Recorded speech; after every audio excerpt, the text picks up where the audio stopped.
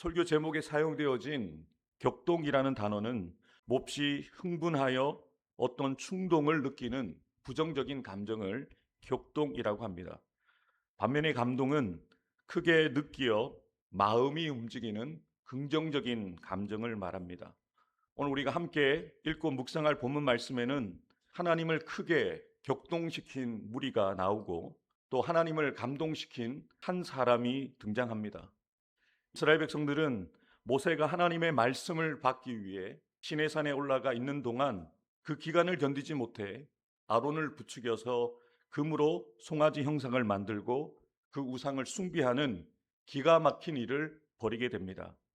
아론이 하나님 앞에 바로 서 있었다면 백성들의 충동을 자제시키고 그들의 요구를 거부했을 텐데요.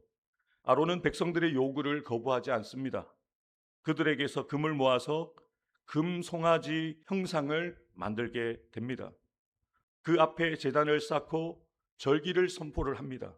우상을 만든 일도 기가 막힌데 그 우상 앞에 절하고 제물을 드리고 예배를 드렸다는 것이죠. 이 사건을 직접 경험하였던 모세는 하나님을 격동시킨 이 우상 숭배 사건이 어떻게 일어나게 되었는지, 그리고 그 사건이 어떻게 마무리가 되었는지를 이 출애굽기서에 분명하게 기록하여 남기고 있습니다. 숨김없이 이 사건을 기록하고 있습니다. 그들이 하나님 앞에 번제 드린 것이 아니라 우상 앞에 엎드려 번제를 드리고 화목제를 드리고 그 우상 앞에서 이스라엘 백성들이 기뻐 뛰며 함께 축제를 벌였다는 것이죠. 하나님이 보시기에 얼마나 기가 막힌 일이겠습니까? 혹시 영린이라는 말 들어보셨습니까? 용의 턱 아래에 거꾸로 난 비닐을 영린이라고 합니다. 그래서 이 영린을 건드리면 용이 크게 노하여서 건드린 사람을 죽인다는 의미를 가지고 있는데요. 한비자의 새남편에서 유래된 말입니다. 임금의 노여움을 이야기할 때 영린을 건드렸다라는 말을 쓰는데, 하나님께서 크게 노하시는 하나님의 영린을 건드렸던 이스라엘 백성들의 모습을 오늘 본문에서 볼 수가 있는 것이죠. 왜 하나님께서는 이스라엘 백성들이 하나님 앞에 범죄한 것에 대해서 이렇게 크게 격동하여 화를 내시는 것일까요? 하나님께서는 이미 이스라엘 백성들에게 자신의 마음을, 자신의 뜻을 십계명을 통해서 계시해 주셨습니다. 너는 나 외에는 다른 신들을 내게 두지 말라. 너를 위하여 새긴 우상을 만들지 말라. 그 어떤 형상도 만들지 말고 그것들에게 절하지 말며 그것들을 섬기지 말라. 하나님은 아주 분명하게, 애매하지 않게 이스라엘 백성들에게 내가 가장 싫어하는 것이 무엇인지 분명하게 말씀하셨습니다. 이 말씀을 주신 것이 얼마 되지 않습니다. 하나님이 원하시지 않는 우상을 만들고 우상 앞에 절을 하고 우상을 섬기고 우상으로 인하여 기뻐하는 이 모습들을 바라볼 때 하나님이 얼마나 기가 막히셨겠어요. 이 말씀을 주시면서 하나님은 자신에 대해서 분명하게 계시해 주셨습니다. 나 너의 하나님 여호와는 질투하는 하나님이다. 다른 사람이 하나님에 대해서 설명하는 것이 아니라 하나님이 자신의 성품에 대해서 말씀하신 겁니다. 나 너의 하나님 여호와는 질투하는 하나님이다. 내가 사랑하는 사람의 마음을 나는 뺏기고 싶지 않다. 내가 사랑하는 나의 백성이 한눈 파는 것을 나는 원하지 않는다. 그러시면서 경고하셨죠. 나를 미워하는 자의 죄를 갚되 아버지로부터 아들에게로 3, 4대까지 이르게 할 것이다. 우상 숭배를 하나님 이렇게 보신다는 거예요. 나를 미워하는 것으로.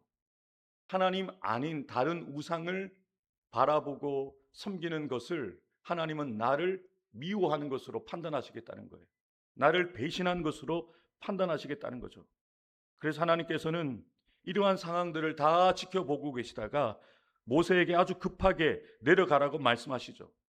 여호와께서 모세에게 이르시되 너는 내려가라. 내가 애굽 땅에서 인도하여 낸 너의 백성이 부패하였도다. 이 7절 말씀 가운데 이상한 부분을 찾으실 수 있겠습니까? 조금 이상한 표현이 있습니다. 하나님께서 화가 많이 나신 것 분명하게 느낄 수 있습니다. 하나님께서 이스라엘 백성을 내 백성이라고 말씀하지 않습니다. 모세에게 네가 애굽 땅에서 인도하여 낸 너의 백성이 부패하였다라고 말씀합니다. 여러분의 자녀들이 여러분의 마음에 들고 사랑스러울 때는 나를 닮았다고 해서 내 딸, 우리 딸 이런 표현을 쓰는데, 조금 남편과 아내에게 마음이 상할 때는 여러분의 자녀들 어떻게 이야기합니까? 당신 닮아가지고, 당신 딸이 이렇게 이야기하잖아요. 화가 났을 때 분명히 내 딸이잖아요. 근데 왜 화가 나면, 남편이 마음에 안 들고 아내가 마음에 안 들면 그 딸을 당신 딸, 아빠 닮아가지고 엄마 닮아서 이런 표현을 씁니까? 화가 났다는 거죠. 하나님도 지금 그렇게 화가 나셨다는 거예요. 하나님의 백성이잖아요. 하나님의 모세를 보내셔서 하나님의 애굽에서 인도하여 내셨잖아요. 그런데 하나님이 얼마나 화가 나셨으면 네가 애굽에서 인도하여 낸 너의 백성이 부패하였다라고 말씀하십니다. 얼마나 하나님의 화가 머리끝까지 치밀어 올라 계시는지를 볼 수가 있습니다. 사랑하는 새벽 기도자 여러분, 이스라엘 백성들은 하나님께서 모세를 통하여 인도해 내셨던 하나님의 백성입니다. 그런데 하나님께서 자신의 영린을 건드린 이스라엘 백성에게 격동, 크게 노하고 계시는 거죠. 그러면서 그들이 지금 산 아래에서 행하고 있는 일을 모세에게 분명하게 말씀하십니다. 그들이 내가 그들에게 명령한 길을 속히 떠나 자기를 위하여 송아지를 부어 만들고 그것을 예배하며 그것에게 제물을 드리며 말하기를 이스라엘아 이는 너희를 애굽 땅에서 인도하여 낸 너희 신이라 하여도다. 하나님을 싸구리 우상으로 바꿔버린 거죠. 하나님께서는 이스라엘 백성들의 영적인 상태를 이렇게 말씀하십니다. 이 백성이 목이 뻣뻣한 백성이로다라고 그들의 영적인 상태를 진단하고 계시는 거죠. 그러면서 하나님께서는 이러한 패역한 백성들을 어떻게 하실 것인지 자신의 계획도 모세에게 말씀하십니다. 그런즉 내가 하는 대로 두라. 내가 그들에게 진노하여 그들을 진멸하고 너를 큰 나라가 되게 하리라. 아멘. 하나님께서 격동하신 가운데 이스라엘 백성을 향하여 진멸하시겠다고 지금 자신 앞에 있는 모세에게 자신의 속상한 마음, 화가 난 마음을 표현하시면서 자신이 가지고 있는 계획을 다 모세에게 이야기하십니다. 근데 저는 이 구절을 묵상하면서 또 설교 원고에 제가 이렇게 기록을 해놓았는데요. 한번 뜻을 정하시면 돌이키지 아니하시는 신실하신 하나님께서 왜 굳이 연약한 인간인 모세 앞에서 자신의 감정을 드러내셔서 속상하고 화가 난 마음을 말씀하시고 자신이 이 일을 어떻게 처리할 것인지 또한 자신의 의지를 구구절절히 말씀하고 계시는 것일까? 여러분 한번 생각해 보십시오. 왜 하나님이 모세에게 말씀하지 않으시고 바로 심판하셔도 되잖아요. 그런데 하나님은 심판하시기 전에 모세에게 자신의 그 계획을 이야기하고 계시다는 거예요. 왜 굳이 하나님께서 모세에게 자신의 생각을, 자신의 마음을, 자신의 계획을 나누시는 것일까요? 저는 이 구절을 반복해서 읽고 묵상하면서 하나님의 마음을 느낄 수가 있었습니다. 조금 경막스러운 표현입니다만 제가 쓴 표현 그대로 읽어드리겠습니다. 모세야, 나 너무 속상해. 모세야, 나 너무 화가 나. 그리고 하나님의 진심에 대해서 이렇게 묵상해 볼 수 있었습니다. 모세야, 나 화가 너무 많이 났는데 내가 어찌할 바를 알지 못하겠어. 나 좀 말려줘. 이런 하나님의 마음이 느껴지십니까? 이런 하나님의 진심을 깨달았던 모세는 하나님께서 무엇을 원하시는지 정확히 알게 됩니다. 겉으로는 크게 진노하셔서 멸하시겠다고 말씀하시지만 모세는 하나님의 본심과 진심을 알고 이스라엘 백성들의 구원을 위하여 하나님께 간절하게 애원하여 기도합니다. 여호와께 구하여 이르되 여호와여 어찌 그 큰 권능과 강한 손으로 애굽 땅에서 인도하여 내신 주의 백성에게 진노하시나이까? 모세가 하나님께 이렇게 기도한 거예요. 하나님, 이 백성은 제 백성 아닙니다. 주의 백성, 하나님의 백성입니다. 그리고 계속 이렇게 기도하죠. 어찌하여 애굽 사람들이 이르기를 여호와가 자기의 백성을 산에서 죽이고 지면에서 진멸하는 악한 의도로 인도하여 내었다라고 말하게 하시려 하나이까? 여러분, 지금 모세는요, 백성들도 생각하지만 하나님의 체면도 생각하는 거예요. 하나님의 이름과 영광을 생각하여서 기도하고 있는 것이죠. 하나님께서 하나님의 백성을 구원해 내셨는데 광야에서 그들을 진멸하셨다고 하면 하나님의 이름과 하나님의 영광이 어떻게 되겠습니까? 하나님을 생각하면서 이렇게 기도하고 있는 모세의 그 충심을 보십시오. 계속해서 기도합니다. 주의 맹렬한 노를 그치시고 뜻을 돌이키사 주의 백성에게 이 화를 내리지 마옵소서. 이 모세의 간절한 마음이 느껴지십니까? 하나님과 모세 사이에 있었던 이 대화, 이 기도는 하나님과 모세밖에 몰라요. 모세가 기록했잖아요. 자신이 어떠한 마음으로 시내산에서 이스라엘 백성들을 위해서 기도하고 있는지 남기고 있는 거예요. 아래에서는 아무것도 몰라요. 자신들이 범죄한 그 죄가 얼마나 큰 죄인지도 알지도 못하고 그저 자신의 뜻대로 되었다고 같이 먹고 마시며 기뻐할 뿐입니다만, 위에서는 하나님이 격동하시고 그들을 죽이겠다고 하시고 모세는 그 중간에서 하나님을 막아서는 이런 상황들을 이스라엘 백성들은 몰랐을 거예요. 근데 모세가 이것을 다 남기잖아요. 어떤 급박한 상황에서 자신이 하나님 앞에 기도를 드렸는지. 그리고 모세는 하나님의 약속을 붙듭니다.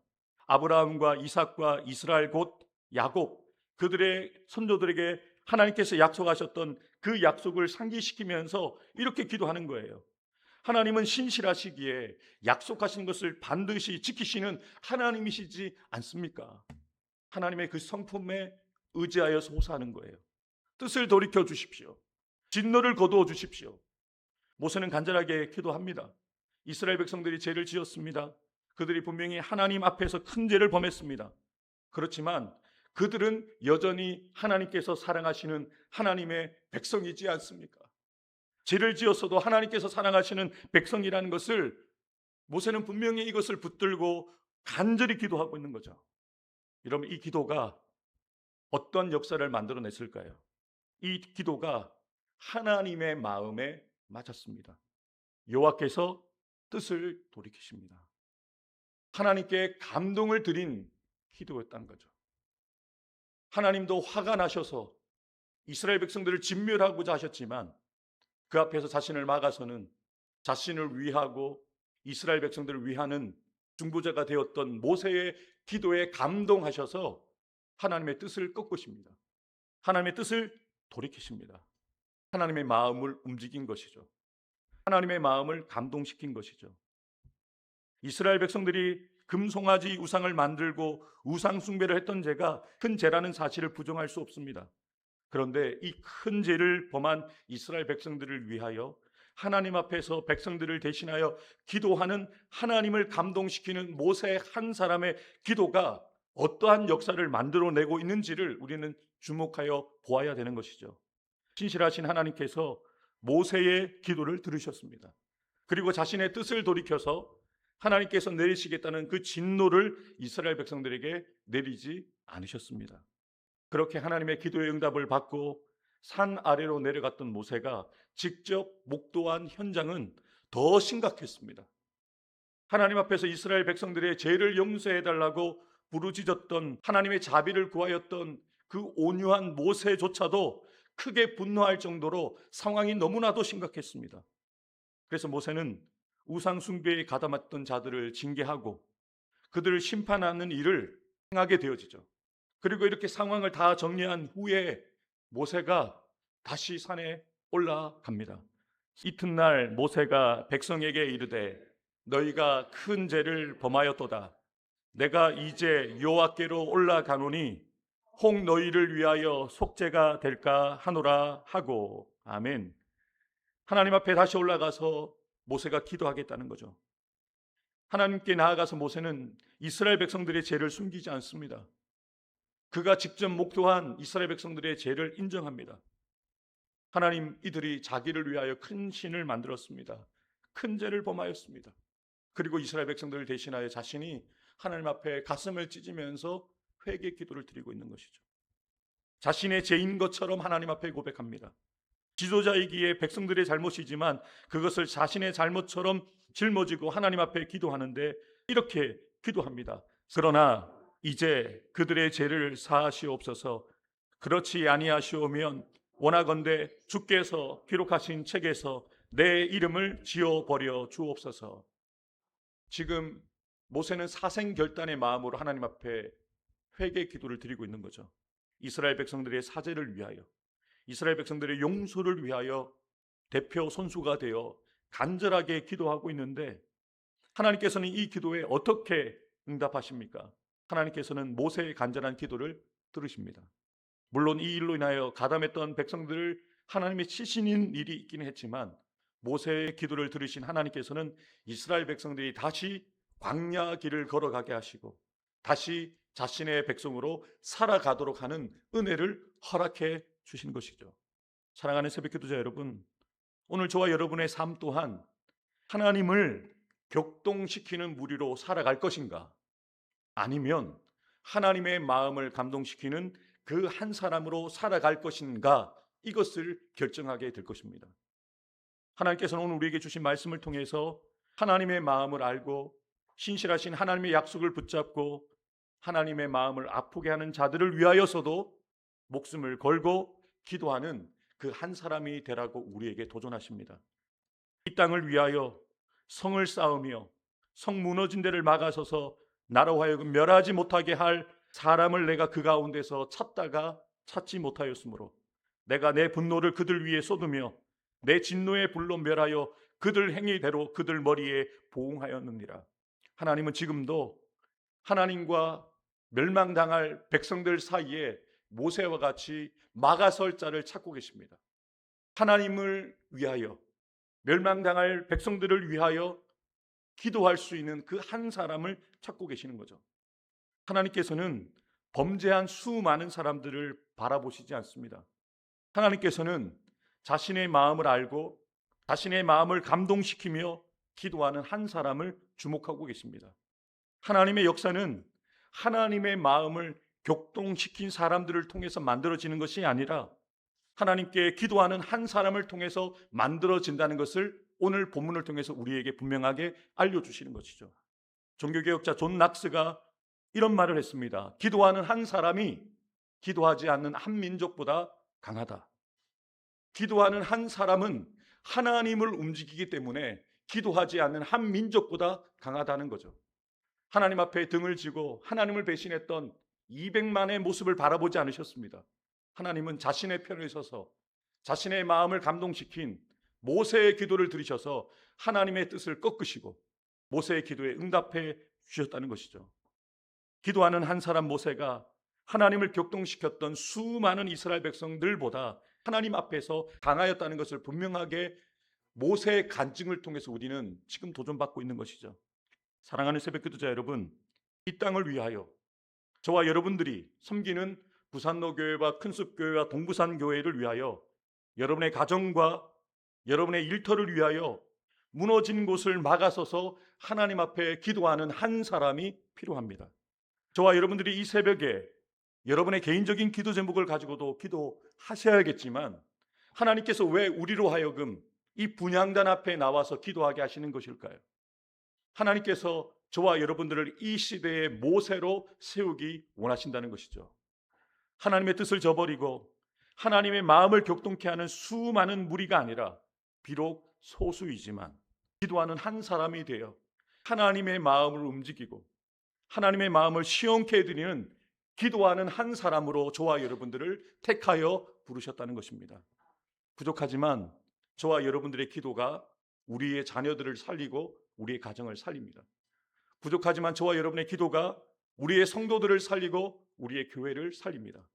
부족하지만 부산로교회와 큰숲교회와 동부산교회가 올려드리는 기도가 이 나라와 이 민족을 살립니다. 기도하는 이 민족을 통하여 세계와 열방을 살리실 것입니다.